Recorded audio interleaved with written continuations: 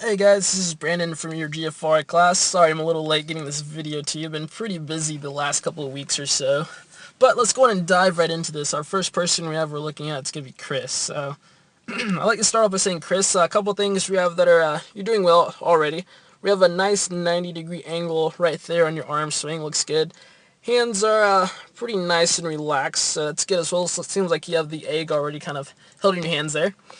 But a couple things we are wanting to work on. You can see how as we're getting ready to contact the ground, we do already have that knee locked out and our foot is also dorsiflexed as well. So kind of see where you're kind of pulling that foot up towards the up towards your shin there. And this is going to be one of the leading causes of shin splint. It's actually dorsiflexing that foot like that.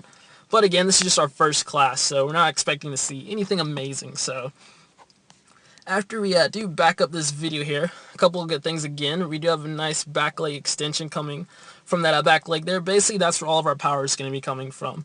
This front leg here is just simply there to stop us from falling forward. So again, we want to land a little bit more underneath ourselves. And as we actually back this video up, you can see right here where if you were actually contacting the ground here, you'd already be close to that mid-foot strike. So one thing we want to do, this is probably going to be the same for everyone in the class, we want to shorten our strides by about 50% and also increase that cadence. So, and we're going to work on this in our next class as well.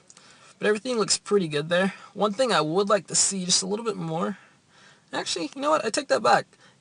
Chris, you actually already do have a nice forward lean there, so that's good. So, and it looks like the head's straight as well, so yeah, pretty good. One thing, just a couple things to work on, just work on shortening that stride and kind of landing with those soft knees there. So let's see who we have next coming in. I believe it's Lisa. Let's see if I'm right. I am. Point for me. Alright, Lisa, so again, here we are. We have nice 90-degree angles on the arms there. But again, same as Chris, where we are having that foot dorsiflex, pulling it back towards the shin, and we are contacting with that heel strike there. So this is the first video before we actually talked about the four principles. So again, I'm sure we're going to see a change in our next class here, but just giving you guys a heads up on this stuff as we going through it. So again, if we actually, let's take a look at your left foot here. If we actually were to cut that stride again in about 50% or cut it in half, you're pretty close to already having that midfoot strike. You can see if we were to be contacting the ground here, you would come down right on that ball and then allow that heel to drop. So this is ideally about where we would like to be when we are beginning to a midfoot strike there. But again, as we continue through these next couple, 2 or 3 frames, we do continue to overstride, and that knee now becomes locked out along with the foot being dorsal flex. So again, this is our first video. Like I said, it's just a learning experience, not a big deal. That's why we were in this class. So, and one thing I would like to see a little bit more from you, Lisa, is just more of this forward lean. Just a little bit more of this forward lean right here. So I would like to see just a bit more coming from the front hips there, or the upper half of your body, sorry. So let's see who we have next coming into the screen. Oh, there we go, Victor. So about to fly out of it, he's going so fast. Alright, Victor, so again, we have a nice back leg extension here, coming from the back leg. You can see the arms are at a nice 90-degree angle. And I believe we talked about this in class. Seems like your head is, granted this is kind of a bad view, but seems like it is going just a little bit to the left. And we'll look at this again as we check out the videos from the front. But Victor, we talked about this as well. We were already coming down on that midfoot strike there. But one thing I am noticing that I would like to see a little bit better is almost like your forward lean is almost coming from the front of your hips here. You're bending at the hips and not at the ankles. So this is almost what your forward lean looks like, where realistically we would like this to be continued through right here. But everything looks pretty good here. One thing I do notice that you are doing, it seems like you're bounding a little bit. So bear with me here, see if I can get a straight line across the top of your head. There we are. This will kind of work. Let's see. Now let's do this again. Bear with me, guys. I'm not the best at this drawing. Alright, there we go. So there's our straight line. Basically, we don't want to see your head bobbing up and down. And as we actually watch you run, you can see you are bobbing just a little high, and then you do come completely below the line here.